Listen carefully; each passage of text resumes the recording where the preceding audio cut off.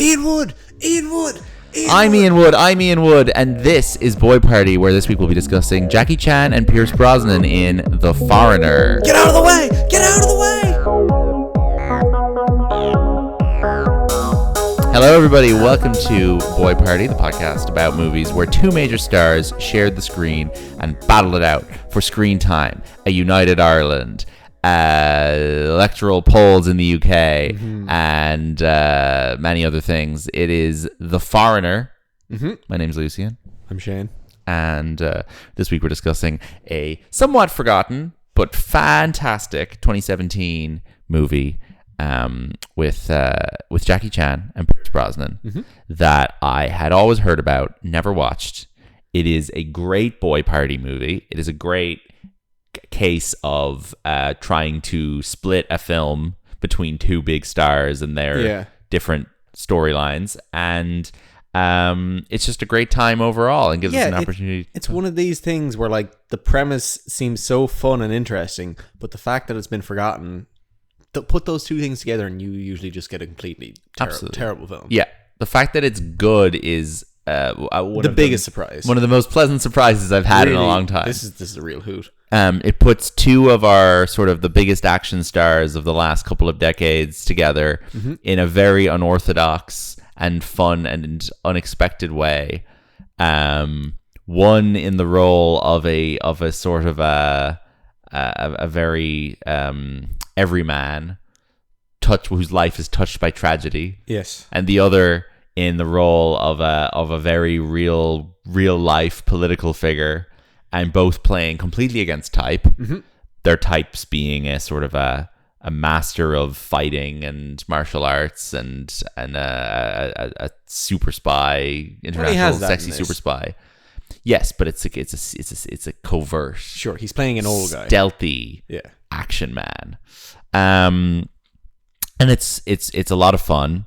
So it's based on a novel by a guy with a funny name. His name is Stephen Leather. And 1992. The novel is called The Chinaman. I think it is for the best that this film is not called The Chinaman. I do think it's funny that they went with The Foreigner, which feels like a very much like PC-ifying The Chinaman. Yes. For a 2017 audience. I think there's like we also raised the question as who is the foreigner in this film? I'd say the biggest clue as to who the foreigner is the fact that the novel is called The Chinaman. Oh yeah, 100%. That would suggest to me that the Chinaman is the foreigner and the foreigner is Jackie Chan.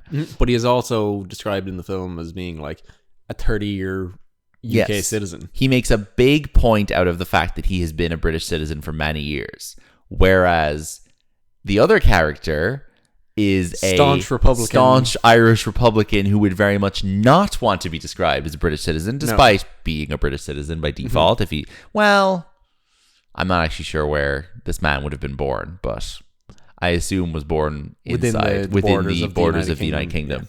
Yeah. So it does create a bit of a slight paradox there as to who the foreigner could be. But for the best. I think that's kind of a fun. I think it's fun. And also it's appropriate given that this film, as I have noted to you already, doesn't really have a hero and a villain as cleanly as you'd expect it to. No, it kind of runs two simultaneous protagonist plot lines. Yeah.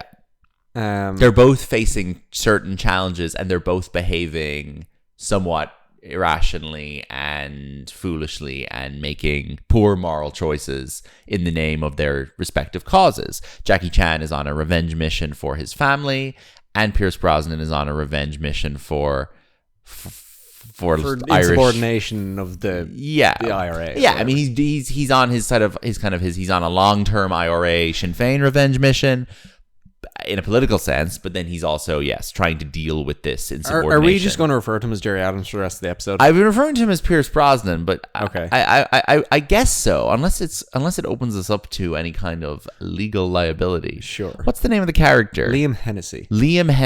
We can call him Liam for the rest of the episode. Liam.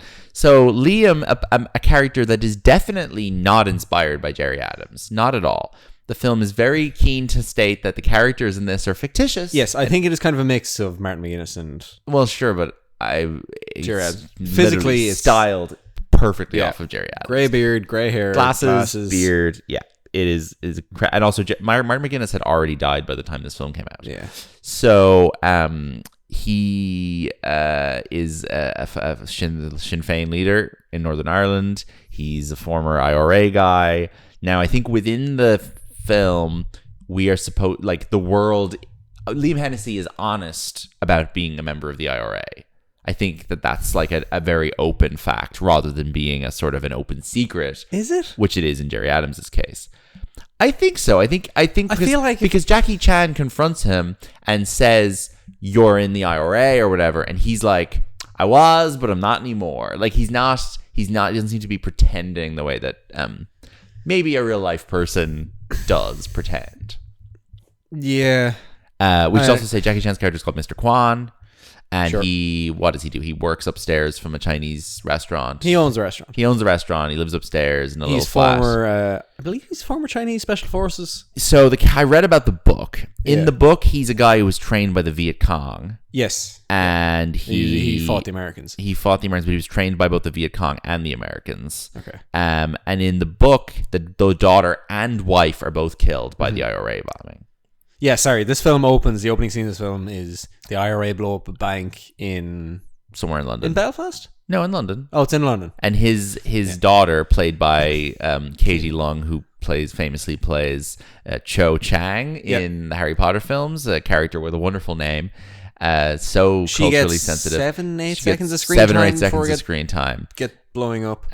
Gets blown up. Crazy that like the poor girl. I haven't seen her in anything since Harry Potter. She's in this and she dies immediately. She's also like 25. She's older, I'd say. Like she's playing a 12-year-old. She's 36 now. She's not playing a 12-year-old. She's playing a 16 or 17-year-old. Yeah, okay. She's 36 now. This film came out 7 years ago. So she's 29 and it playing about 17. I've seen worse. But it's unfortunate for her that that's the kind of role she's getting. Yes, I mean, I'm looking here. She's in Trainspotting too, but as a nurse. Yeah, and she has otherwise done like bits in TV here and there. She's in a couple episodes of The Wheel of Time, and then otherwise she just seems to appear at Harry Potter conventions. That sucks. She's not a terrible actress. That's a pity for her. But so the wife has already died in this, right? If there ever was a wife. Yes, they explained that he had 2 daughters and a wife, and they died when they were fleeing China or Taiwan. Something like that. I can't remember something like that. Anyway, the kids died, and then he had the next daughter, in which his wife died giving birth. Yes. So he was left just with himself and the daughter. Yes. And then so she dies in the bombing, killed, and then immediately the authentic IRA claim responsibility. They phone into a British journalist, a little bumbly man with a round head, and he gets the call that the authentic IRA has done the bombing. And as we joked, the authentic IRA is pretty much the only name they could use that hasn't actually been claimed by a real Republican splinter group. So he starts confronting people. He goes to the police and he says, "I want answers. I want to know who did this." He seems to have a very simplistic black and white view of the situation. I'm going to kill these guys. He really thinks it's as easy as there are names, they will be given to me, and then I will kill the guys. Yeah. As if a list of names is just sitting there waiting to be handed out. So he gets bounced from the police. They're like, we can't tell you. Yeah, over to Belfast, where he confronts Liam and says, "You definitely know because you're Mr. IRA. I know you from TV. You're a Sinn Féin man." He also loves to produce newspaper clippings when confronting people as evidence that what he is saying to them is he pulls out newspaper clippings, I think, at 4 separate occasions just to back up what he's saying. Not even. A lot of the time it's just for exposition purposes. Yes. Like at one point he's just sitting in the woods and takes out a piece of paper that I think says immigrant's wife died. Yes, it's just his own news story. It's his own news story, and I don't know why he burns it. He just brings them with him everywhere as like little like history lessons for people. It's like business cards. Like Memento. Yeah. So Liam says, I don't know anything about this. And we have also at this point seen Liam find out about the bombing. Yeah. And he seemed genuinely shocked. So like we're obviously under the impression that he was not responsible for this. Yes, and nothing. Like, obviously, there's always a suspicion throughout the film that, oh, maybe he's responsible for this. And he was to a degree. But he was not in favor of, I think 12 people died. Yeah. It's interesting. So we're coming at the film and the character of Liam with the impression that he's based on Gerry Adams. Yeah. And I'm seeing him react to this bombing, and I'm thinking, well, Gerry Adams wouldn't be ordering a bombing in 2017 in London, right? No, I think that's a relatively modern interpretation of what. But if you're an American watching this, who kind of has or a British person who has a notion of Gerry Adams as being a legitimate terrorist, would you suspect him from the start more than we would? Where I'm like, I don't think he'd do that. I think if you were watching this film, you'd be like, oh my God, this guy's based on Gerry Adams. He must have done the bombing. You know, I feel like your opinion of Liam's guilt would be very much based on your real life knowledge and opinion of what Gerry Adams' involvement in this kind of thing today would be. Yeah, because I asked you this at the time when we were watching it, like, how does an American audience interpret this if they don't have the background knowledge of what the extent of the trouble. This film is like slightly too clever about, it's too well informed and well researched about the last 30 years in Northern Ireland to be easily digestible by a person who knows nothing about that situation.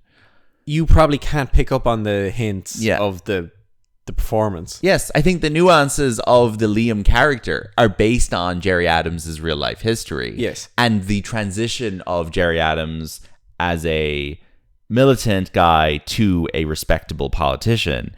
And that is an arc that everyone in Ireland is very familiar with, and a lot of British people, I'm sure. But if you're unfamiliar with that, the Liam character kind of comes out of nowhere, and you're like, well, this guy, you're telling me he's a terrorist, but he's not? Because, you know, the nuances of the Good Friday Agreement, the post-Good Friday Agreement world of, we accept that a lot of these people were terrorists and freedom fighters of different ilks, but now they're all legitimate politicians. We've all accepted that this is now, we've pivoted, and this is all now authentic, legitimate politics. Yeah. Does that I can't remember where my sentence began, but like I genuinely don't know where my sentence began. Yeah, but even just from the that's perspective a very of somebody nuanced watching situation. this, assuming this is an original character. Yeah. Does his behavior make sense? Is it like he makes reference that he had the old nickname, the Butcher of the Bogside? Yeah. From watching the first 40 minutes of the film and then seeing him drop that line, is that confusing to people who don't know who he is? Yes, I think so. Does that character not line up with what's been shown?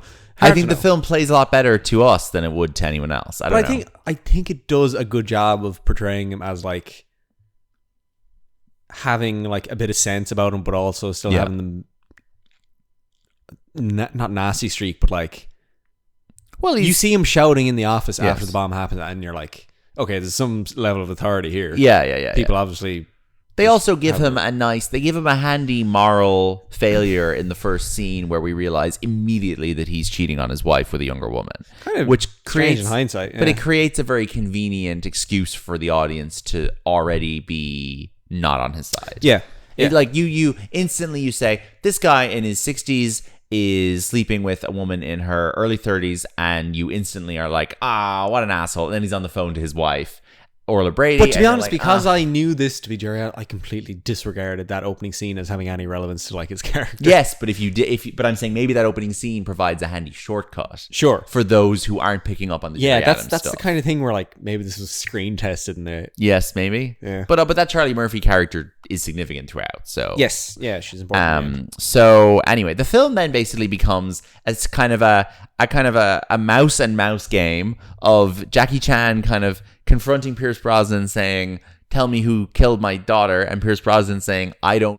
Yeah, they're both trying to independently find out what the source of the bombing was, and Pierce Brosnan's intentions in finding out that information maybe are a little bit more selfishly motivated in terms of clearing his own name.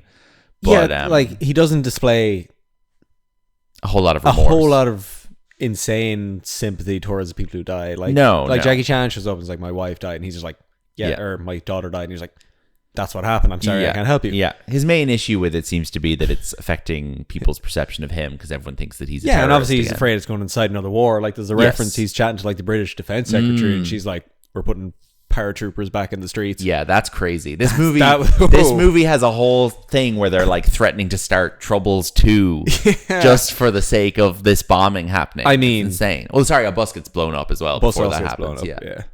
So it's 50%, maybe even like 40% Jackie Chan, kind of survivalist, stealthy assassin movie. Yeah. And then like 50 to 60% Gerry Adams kind of conspiracy thriller. And like it works surprisingly well in balancing. Yeah, I'm so surprised at how it does. It doesn't try and shoehorn Jackie Chan into the political thriller elements of it. He's off doing his own thing. Yeah, like they're happy to let him wander off in the woods for 20 minutes. Yeah. Which is like a bit like it's the worst part of the film, the Jackie Chan in the woods stuff. I guess. But it's just fun enough because he's building little traps and stuff. Yeah, like the entire Jackie Chan thing is that like Mr. Pierce Brosnan will be having a discussion with another IRA member, and then like they'll notice Jackie Chan peeking at him out of a bush in the distance. Yes. And like so there's just like he's just sneaking around. There's just like 3 levels of threats. There's like there's bombs going off in one place. There's Jackie Chan shooting him from the other side, and then there's his own guys, scary nephew, trying to sabotage his own guys. Yeah. So it's good. It's a stressful situation where you're like you don't know what's going on. But again, it's a strange parallel protagonist plotline that ultimately works. Yes. And strange it doesn't fall into the trap of like making Mr. X James Bond fight Jackie Chan. Yes, there's a crazy lack of action in it, and I feel like maybe that's just Pierce Brosnan's lack of interest in that, or also the idea. Yeah, they leave the action up to David Pierce. Yeah, exactly. So there's a bunch of very good, fun Irish character actors, although isn't every Irish actor kind of a character actor, that we like in this, that I wasn't expecting. So Orla Brady plays Liam's wife, and then Rory Fleck-Byrne plays his sort of nephew, who's like a very serious Republican kind of former Irish Army Ranger. Yeah. And then as his goons, you have Michael McElhatton and David Pierce, who are both lovely, really fun actors that are in loads and loads of Irish stuff.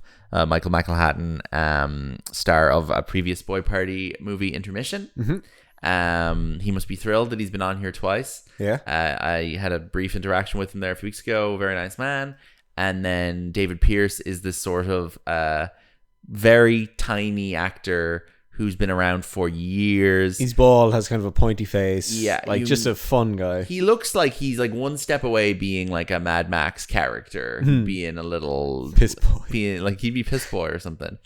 I've seen him in stuff for years. He had a TV show on RTE called Quiz, where he's the star. I think we need to watch it. Yeah. I remember my dad. Sorry, it's not called Quiz. It's called Trivia. And I remember my dad being like, "Oh, I'm glad that guy got a show. He's really funny." That was on 2011 to 2012, and it's about a team who takes part in a local pub quiz every week. And it stars him and Evie McGinty and Janet Moore, and that's his only real lead role. But some of you may know him. He plays the priest in the Banshees of Inisherin, where he has the iconic line, "How dare you speak ill of a man of the cloth," which I love. And I think he's like the funniest character in that entire film. Yeah. And he gets thrown through a window by Jackie Chan in this. Yes, he gets to fight Jackie Chan, it's fun casting because Jackie Chan is very small and stealthy. And I think he's small. I think that's like part of his shtick. Yeah, I feel like he's probably like 5'7". And it's fun to have like a famously small Irish actor like going up against him. He's 5'9". But again, this is one of these things where this film, like the main action scene is really good. Really good. Like it's shot well. It's got fun stunts. There's a bit where Jackie Chan like falls off a roof. Yeah. And So the scene you're referring to is when Jackie Chan is staying in a boarding house in Belfast. Yeah. And Michael McElhatton and David Pierce and two other goons like go show up to try and take him out. Yeah. On behalf of Mr. Hennessy. Yeah, Hennessy. And he basically just like goes ham on, attacking back. Throwing him down the And stairs. then escapes out the window up on the roof and all this. And him and David Pierce just like go through a bunch of doors and up on the roof. And it's really well shot. We haven't even mentioned who directed this film. It's directed, of course, by Casino Royale director Martin Campbell. Makes so much sense. Makes sense. Is written by David Marconi, who wrote Enemy of the State and Live Free or Die Hard. So legitimate action writer. I'm not going to say a good screenwriter. No, it's very legitimate guy. It's very obvious what He's done his research written on the for exposition. Yes. Well, also, sorry, we should also give the novel by Mr. Leather is obviously responsible for a lot of the good research, I would say. But the novel came out in 1992. That's a Good Friday Agreement novel. Very interesting. Huh. And I'll tell you, I have a feeling the novel could be like entirely Jackie Chan's perspective. No, I don't think so. Okay. I've read the synopsis of the novel, and it sounds primarily very similar. The main difference being that the plane explodes at the end of the novel. Right. So at the end of this film, a big difference. At the end of this film, there is a third attempt. I'm trying to think if we talk about this or we talk about Martin Campbell first. Let's talk about this first. Yeah. At the end of the film, the IRA guys, they're the authentic IRA guys. They blow up, and they're led by this guy from Fair City that I really like, John Cronin, who is a very good actor, and he plays the main kind of him and Rory Fleckburn, I guess, but he's really good. He played this scary doctor on Fair City for a while. Basically, they blow up a bus in London, and then their third thing is that they put a bomb inside of a laptop. Yeah. And this is the laptop belonging to Mr. Journalist who got the initial call. Yes. He is now sleeping with once Charlie Murphy's character, the woman who was previously having an affair with Liam. And when he's shaving or whatever, she flips the battery of his laptop. They build a bomb into a laptop battery and then like swap the batteries. They swap the batteries. Yeah. He then heads to the airport about to get on a plane.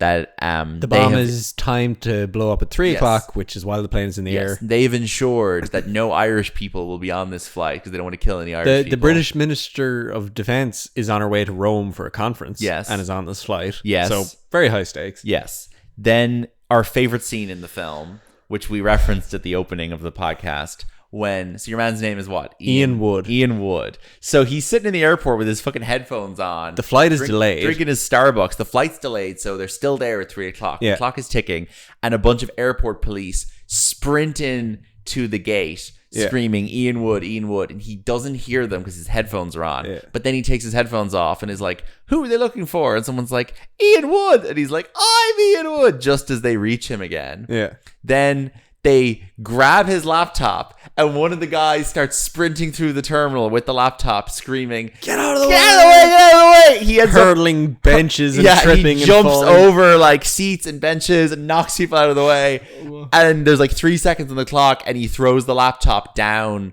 the the tunnel onto the airplane. The tunnel onto the airplane, and it blows up, and seemingly no casualties. No. Because it just kind of goes into a sort of a vacuum.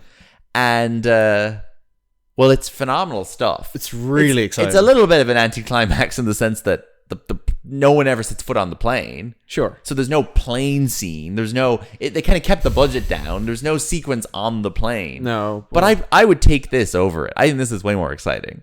Like, this is so good. It's such a good and exciting scene. It's so tense. Like, anyway, it reminded me a lot of... Like, the hysteria is so sincere. It's so turned up. It's like brilliant. People are manic in this. Yeah, everyone's screaming. It's great. This is how people should react when. And I was referencing like the opening scene of Slow Horses is like this, where there's a bomb in the Stansted airport, and reminded me of a lot of bits of Hijack and of Blue Lights and some good recent TV thrillers. But you don't get this kind of stuff in movies as much anymore. You do get this stuff done very well on TV. So Martin Campbell, the director, is actually from New Zealand, and he directed 2 Bond films. He did the first Pierce Brosnan Bond, GoldenEye, and he did the first Daniel Craig Bond. That's an interesting sequence to them. They brought him back. So in between, he did The Mask of Zorro, The Legend of Zorro, both with Antonio Banderas. He did Vertical Limit with Bill Paxton, and that looks boring. That's like a climbing a cliff movie or something. And he did Beyond Borders with Angelina Jolie, and then he's also directed the Mel Gibson movie Edge of Darkness. He directed one of the worst films ever made, Green Lantern, 2011. In Brightest Day and Darkest Night, no evil will. No, to be honest, I think he was ahead of the curve in intentionally trying to tank the superhero movie. Yeah, maybe. He saw the damage it would do. Maybe if they took off.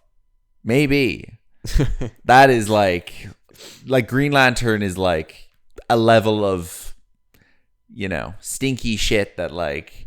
But like Ryan Reynolds himself a man who famously makes 2 or 3 bad films every year to this day, he is on the record saying that film is awful, embarrassing, and has made a meme out of how bad it is. Which is surprising because Martin Campbell is remarkably competent. Yeah.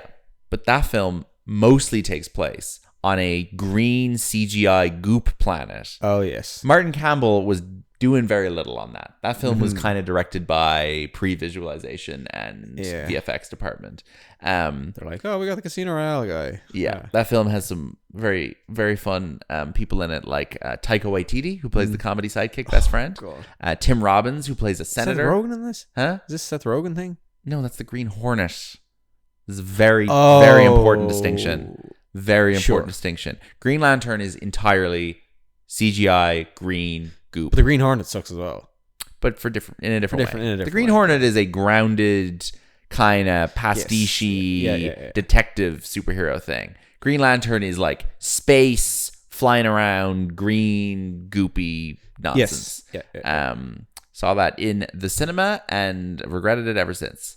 And then in 2022, Martin Campbell directed a film with Liam Neeson, another Irish legend, called Memory, not to be confused with the 2023 film Memory, starring Jessica Chastain and Peter Sarsgaard, who, of course, was famously the villain in Green Lantern. It all comes full circle. So Martin Campbell is a good director when he wants to be. I mean, I'm personally not a fan of Casino Royale or GoldenEye, so I would argue he has made one good film, but it is The Foreigner, and I'm glad it exists. Are you a Casino Royale head? More than me. Yeah. Yeah, I don't it's like it. It's good. Like, it's... I get nothing it's not as good as Skyfall. It's probably I get nothing out of it. It's the second or third best Daniel Craig Bond. Well, by default, it might be the third best, but like...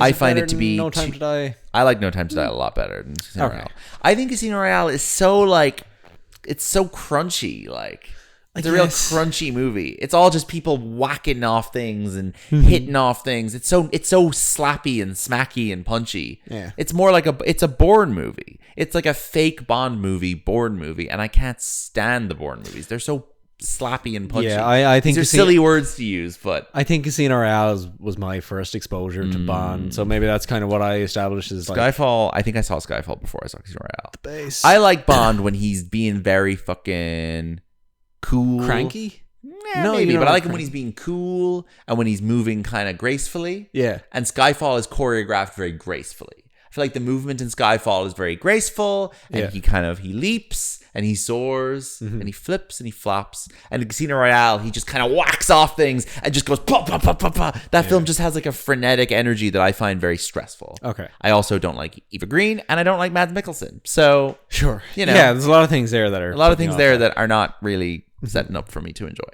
Anyway, he made this film and this film is good. So points for Martin Campbell. Jackie Chan and Pierce Brosnan. On the Oscar front, we got, unfortunately, no Oscar for Pierce Brosnan, no Oscar nomination for Pierce Brosnan either. Jackie Chan received an honorary Oscar in 2016 for contributions to the film industry. I think Jackie Chan is a star whose success very much exists outside of the traditional systems of Hollywood. Well, it's because there's no stunt category at the Oscars. Yes, there's no stunt category at the Oscars. Most of his career has been based on great stunt work and action filmmaking outside of the US. Now, but may as well say straight away that we are not the right people to be commenting on his filmmaking outside the US, because I've never seen a single Jackie Chan, I've seen breakdowns of certain stunts he's done. And they're excellent. Sure. I've never seen any of his feature films start to finish from Hong Kong, and I genuinely know nothing about them. And maybe that's some research I should have done before recording this podcast. But you know what? We don't have a lot of time. So we're busy boys with jobs. But he makes so many films. His first film came out in 1962, in which he is credited as child. And then he basically has made like literally hundreds of films since then. He, I think, is probably easier to talk about just in the context of his American films. But But I will ask you to guess how much you think. Now, keeping in mind that a lot of his Hong Kong films probably aren't counted here, how much do you think his films have made at the box office versus Pierce Brosnan? Whose films have made more money according to records we have access to? I feel like Jackie Chan probably just has an enormous quantity on his side. He does have quantity. Yeah. But this is not. Is this including like Chinese box office? No. This is like an American number. Right. Jackie Chan, I don't think this includes any. Okay, he's got some like the Rush Hours in there. There's all that kind of stuff in here, yeah. Rush Hours, I'll go 2.9. 5.6. 5.6. Pierce Brosnan? 4.8. Yeah. That's not bad. Yeah. Jackie Chan's biggest films are, and you always get caught out by this shit, Kung Fu Panda, Kung Fu Panda 2. He's in Kung Fu Panda 3. He plays Master Monkey, of course. Jackie Chan plays Master Monkey. He certainly does. I did not know Those films have an all-star cast. Bizarre. Jack Black, Angelina Jolie, Justin Hoffman, Jackie Chan, Lucy Liu. The Karate Kid remake, $350 million. That was a huge hit. I'm so surprised Jackie Chan was in a film called Kung Fu Panda and was just like a tertiary character. Well, he's a fucking tertiary character in The Karate Kid as well. Yeah. Now, here's the insane thing about The Karate Kid. That movie is about Kung Fu. That film is not about karate. Jackie Chan does not do karate. Jackie Chan does Kung Fu. Kung Fu Panda came out 2 years earlier. Why did they make a Karate Kid remake about Kung Fu 2 years after the hit Kung Fu Panda, starring Jackie Chan, and not call it The Kung Fu Kid? I think that retains the IP value of The Karate Kid while being honest about the subject matter of the film. Yes. Calling it The Karate Kid when it's about Kung Fu is simply idiotic. Rush Hour 2, Rush Hour 3, Rush Hour, all massive hits, all directed by noted normal chill guy Brett Ratner, of course. Oof. He is in last year's Teenage Mutant Ninja Turtles, Mutant Mayhem in a voice role. The Foreigner is in here. The Forbidden Kingdom, which is a boy party movie. It's him and Jet Li. Jet Li, a person I know even less about, to be honest. And then there's a lot of films in here with names that are not in English that I will probably mispronounce. Like Gong Fu Yu Jia, Pan Deng Zhe, Shi Sheng Zhao. You know what? My pronunciation is not that bad. You did take several weeks a year of Mandarin. Of Chinese Mandarin classes, yeah. He's in Cannonball Run. He's in the Nut Job 2, Nutty by Nature. And then, he basically, after Rush Hour, made a bunch of, like, American comedies. Yeah. The Spy Next Door. Spy Next Door. Was he? He's not in The Sitter. Is he in The Sitter? No. The Sitter is Jonah Hill. No, Spy Next Door is the one you're thinking. Oh, sorry. No, you're thinking of... yeah. There's another one. There's another you're one. Thinking of. The one where he does the dance in the garage at the end. Well, he does a voice in Mulan. He's in Shanghai Noon and Shanghai Nights with Owen Wilson. Okay. Those are some boy parties. I remember thinking Shanghai Noon was pretty funny when I saw it. I've never seen Shanghai Nights. Shanghai Noon is a fun, like Western Kung Fu hybrid with him and Owen Wilson. The Tuxedo. I think that's the one you're thinking of. Is it? Maybe I am just thinking of Spy Next Door. The Tuxedo is another one where he's like, there's like another like kids comedy where he's like a secret agent guy. I'm not going to dwell on it. I think I'm just thinking of Spy Next Door. It's interesting that they had to craft these comedies around him where he could just do kung fu in a comedic context. Yeah. I don't think he's particularly funny. Yeah, we got a good stretch of like Jackie Chan doing the Spy Next Door, Vin Diesel doing the Pacifier, and The Rock doing the Game Plan and the Tooth Fairy. Yeah. Jackie Chan is also in a version of Around the World in 80 Days with Steve Coogan, where he plays Passepartout, but as a Chinese guy. That movie's poster is just literally says Jackie Chan Around the World in 80 Days. Doesn't even mention Steve Coogan. Yeah, that's kind of funny. Not a boy party, so that's directed by Frank Karachi of Click fame. And then he's in like the occasional American film, but like mostly doing Chinese stuff. And Hong Kong stuff, and he just kind of still works a lot. He is, how old is he now? 70. Is that all? So he's about the same age as Pierce Brosnan. And he is, maybe doesn't have the best politics. He's got some interesting takes that I don't want to misrepresent. No. He spoke out against demonstrators during the Olympics. I wonder how he feels about the Troubles. I wonder, yeah. He warned that publicity seekers planning to stop him from carrying the Olympic torch would get nowhere near him. He was named an anti-drug ambassador by the Chinese government, and he supported the president's declaration that illegal drugs should be eradicated and their users punished severely. His own son was arrested for cannabis use. He said he was shocked, heartbroken, and ashamed.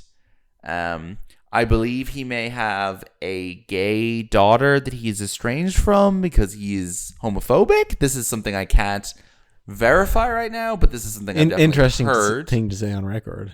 He was named in the Panama Papers.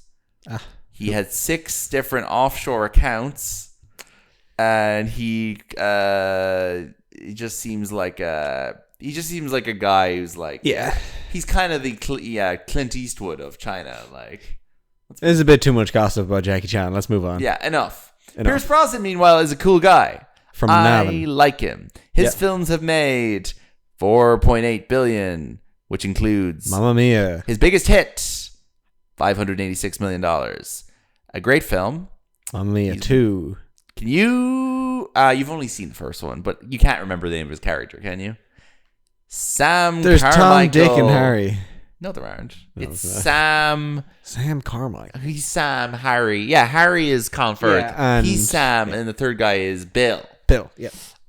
He's not a Ted? No, he's not. I think he is really great in those films. Yes, despite his comically funny singing.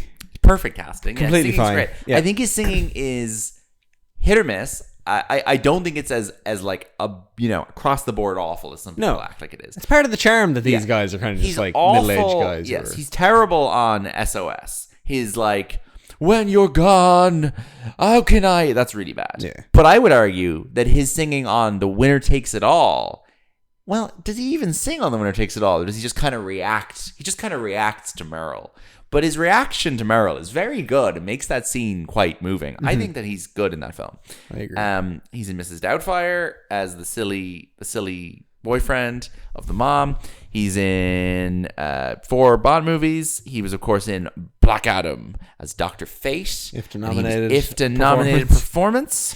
The man only has 4 IFTA nominations, and that's one of them. No IFTAs for this. No, shockingly, no. He was, of course, this past year in a film called The Last Rifleman, which he played a 90-year-old World War II veteran who escapes from a nursing home. And it's a decent performance, but it is very funny that he's buried under layers and layers of makeup for playing a 90-year-old man. He doesn't look that old, and he was IFTA nominated for that again. Very well deserved. He is kind of just doing whatever he wants nowadays. He did a Western show for a couple of years called The Sun, where he played like a cowboy. It was like a kind of Yellowstone knockoff. Well, not really. It was like a period Western. Yeah, why not? He just kind of faffs around, does his thing. I feel like he doesn't.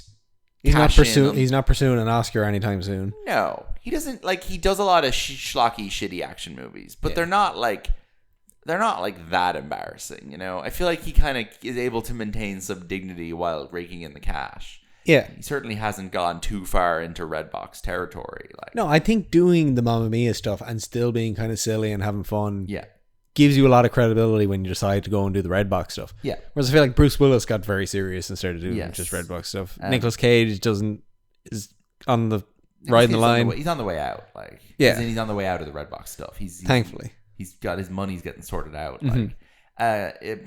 Pierce also was in that movie The Outlaws last year, which was produced by Adam Sandler and Happy Madison with Adam Devine, which was a garbage comedy, but like a film that was probably intended for Adam Sandler to be in, and ended up with Pierce Brosnan playing like an action man, scared. Like, it was a kind of a meet the parents, meet the Fockers. That sounds right. Yeah, with him in the De Niro role. Like, but that's a good use of him though. That film looked terrible. Yeah, you put him in a daddy's home type. Put him as the intimidating father to a goofy younger man, and give him a Northern Irish accent and a beard. And I think that's a fun role for him. He also hosts a show on the History Channel called History's Greatest Heists. That's fun. Which I guess is based on his role in the Thomas Crown affair. I kind of want to watch that now. Yeah, I kind of want to watch that too. And yeah, I don't know. He is like he's in his 70s with dignity. He's making stuff that sounds kind of interesting. He's got a movie coming out with Gabriel Byrne. Have you met him? Bonham Carter. Have I met him? I've never been in the same room as Pierce Brosnan. No. Yeah. And he's also in a new Steven Soderbergh movie that's apparently being made called Black Bag with Cate Blanchett, Michael Fassbender, Naomi Harris, and Tom Burke, which was announced in January. Good for him. And started filming in the 6th of May. Sick. Well, that sounds great. Does sound great. Blanchett, Fassbender, Pierce Brosnan. Oh, sorry. And then he's also got coming up, this sounds terrible, he's doing an adaptation of Richard Osman's cozy murder novel, The Sunday Murder Club or whatever, for Netflix with Ralph Fiennes, and that's being directed by Chris Columbus and sounds terrible. So, I think that sounds completely fine. The Thursday Murder Club. No? It's like Knives Murders Out in the Building. Like. Knives Out, only murders in the building for old English people. Yeah. It could be worse. Could be worse. So that's Pierce Brosnan and that's Jackie Chan. Will they ever work together again? Who's to say? Who wins the movie? Well, for me, the Pierce Brosnan performance is just kind of iconic. It is. Because it's a fucking It's Gerry Adams one of his best. It's fun. Yeah, he's really good in it. He's so good. So, in terms of poster corner... Honestly, Martin Campbell wins. Martin Campbell wins. Campbell wins. Now, the weird thing about the fact that this is a boy party is that the main American poster for this movie has no references to Pierce Brosnan on it whatsoever. It is a boring shot of Jackie Chan in front of a burning building and says in the director of Casino Royale, Jackie Chan, the foreigner. It's not pitched at all as Bond versus Jackie Chan. Every other poster for every other country has Pierce Brosnan on it and is a big Jackie Chan, Pierce Brosnan, the foreigner. It is like it was a boy party in everywhere except America. And I don't understand why Pierce Brosnan was kept off the poster in America. And I wonder, did he ask to be kept off? Did he think it wasn't good look for him to be on this poster, Gerry Adams, in America specifically? Because in China and in Europe, he seems to be all over the posters. Yeah. Some of them have the fucking Irish flag on. Like, they're crazy shit. Like, so I don't know. That's interesting, all right. This is a weird poster because he has a big role in the film. He's I would argue, easily the co-lead. And it's weird to me that this is acting like... I'd argue he's the main lead. He's almost the main lead, yeah. He's the main lead. But Jackie Chan is sort of treated as the star by virtue of this film having been Chinese. True, but Jackie Chan not being in this still functions as a political thing. Whereas take Pierce Brosnan out of this and it's kind of like... and no one else could play... Maybe bar Liam Neeson, no one else could play this role. Yeah. Who has star power and also is plausible as an IRA guy in his deeds. I don't know. It's fun. Very good. It's a fun movie. So we shall move on now to the BO game. The games that you love and never complain about. No. So the box office game. Go at me there. This movie came out when? This movie made money, by the way. $145 million gross on a budget of 35. This is a phenomenal output for 35 million. Very good. Really very, good. Very good. But yeah, made a lot of money. Really good. Okay. Do you know what? This opened number 3. Okay. So I think I know that Blade Runner 2049 is number 2. Yes. And I forgot what number 1 is. Is number 1 a horror? It could. Yeah, the name. Ouija? No. No. Okay. Interesting. I've got it right here in front of me now. But it is a horror. No, I clicked on the wrong thing. That was a short film. This is a Christopher Landon horror film. Oh, Jesus. I don't know. You're not going to get this. I'm not going to get it. It's got Jessica Roth.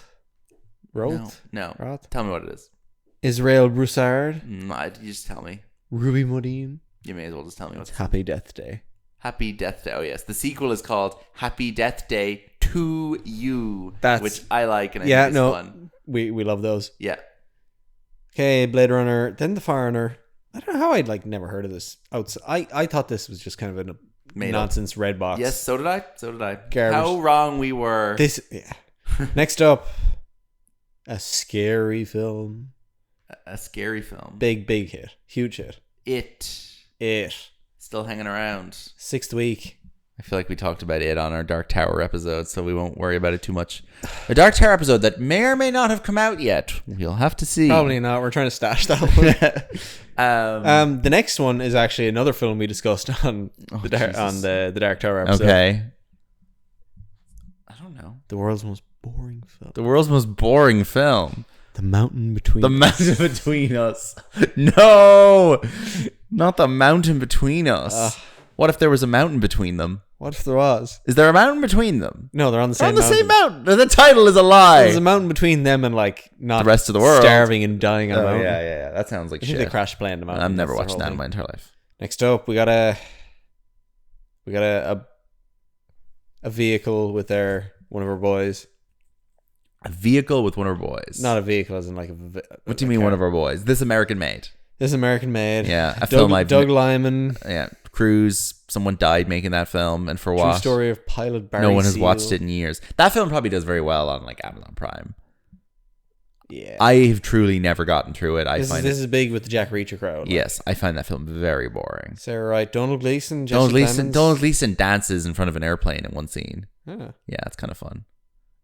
I've never seen it. It's like the least interesting subject matter in the world to me. Yeah. 70s cocaine cartel. Like, those are just things that make my brain shut off. This and what is it? Is it War Dogs? Is like similar, yeah. But at least that's to do with the like. No, that's far more military. This is just drug shit. Next up, a film you hate, a film that you associate with a very, very bad time. Kingsman: The Golden Circle. That's an appalling film. Yeah. You haven't seen it, right? I've seen like it has most of it. An incredible cast.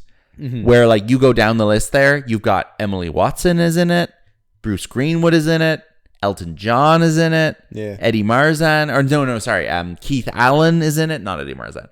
Anyway, just full of great actors and a terrible, awful film.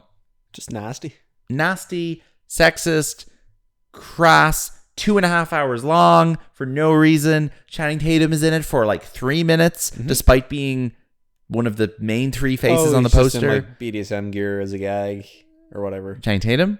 Yeah. No, not in that one. Is he not? Or is that a different film? That's some different film. Is that like This Is the End? Yes, that's in This Is the End. Sorry, I confused. Okay. No. In Kingsman, they pitch him in Kingsman as like the American main cowboy Kingsman, and then he immediately gets put in a coma. Sorry, is this the one where like Mark Strong sings Country Roads and gets blown up by a thing? Yeah, I've seen that. Yeah, it goes on forever. Like, it's just that film's version of the. Luckily, I watched it in a very comfortable environment, not at all awkward, and not waiting for it to end. So the length of it didn't feel long at all. It flew by. Next up, okay, animated Warner Brothers film. Storks. Nope. Abominable. Nope. Lego Ninjago movie. Lego Ninjago. Starring Jackie Chan. Oh, big week for him. And on that note, let's move over to the credits game. And next up was My Little Pony, the movie, also starring Jackie Chan and Pierce Brosnan. Yeah, exactly. Yeah. So, the credits game. I'm going to read, Shane, the credits from bottom to top of actors who starred in a movie with one of the boys we talked about today. And would you want the year? Yeah. 2020.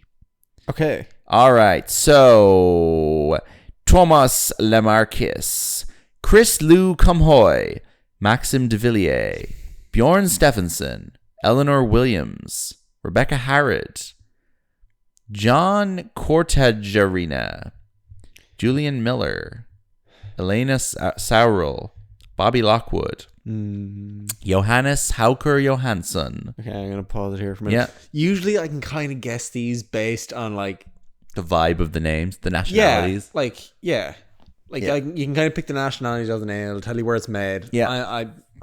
I'm struggling with this. There's a lot of seemingly German / Scandinavian in there. Something like that. I'll keep going. Yeah. Demi Lovato, Graham Norton. Okay, well, stop that. Is this Mamma Mia 2? No. Nope. Okay. What's Graham Norton? Graham Norton. You got to tell me, what's Graham Norton in? What is Graham Norton in? Is this like pre-COVID 2020 or post? This is this film. Sorry, this film came out in 2021. Okay. Yeah, this came out in like May, June 2021. I know where I was when this came out. Same. I remember there being a thing about Graham Norton being in a film. This came out. This was the first film I watched in my new house with Brendan and Tanya in 2021. Like, keep going. Bjorn Hjulner Haraldsson, Joy Johansson. Oh, I know what this is. What is it? This is Eurovision. Eurovision Song Contest, the story of Fire Saga, in which Pierce Brosnan is very attractive, playing Eric Song, the father of Will Ferrell's character. That's an interesting age gap. What? That's an interesting... Oh, yeah, that he's playing Will Ferrell's father. It is interesting. No, that checks out. What was it, 70 and 55? 70 and... 50? You know what? I'd say Will Ferrell is like older than that. No, maybe he's not. He's probably in his 50s. Yep. Very good. That's it. We're done. Foreigner, really good. Foreigner, watch it. It's a good movie. It's a good movie. Go watch it. Thanks for tuning in. No, Shane, no. You can vote in the upcoming local and European elections. You can vote for a party of your choosing. Do you want to vote for a man like Mr. Hennessy? It's up to you. Yeah. He's an option, I guess. What depends what you think of The Foreigner. I think we've kept this episode very apolitical considering the subject matter. We did, given that I think its political views are acceptable. I would say that we also have... We have nothing to We don't dispute. have strong feelings on the people depicted in this film relative to most of the country. No. That's probably the reason why. Yeah. Thank you for tuning in. Watch it. And we hope you get home safe from the Boy Party, boypartypod.com. Follow Boy Party Pod on Twitter and Instagram. Leave us a good review, please. And we'll see you all very soon. Bye-bye.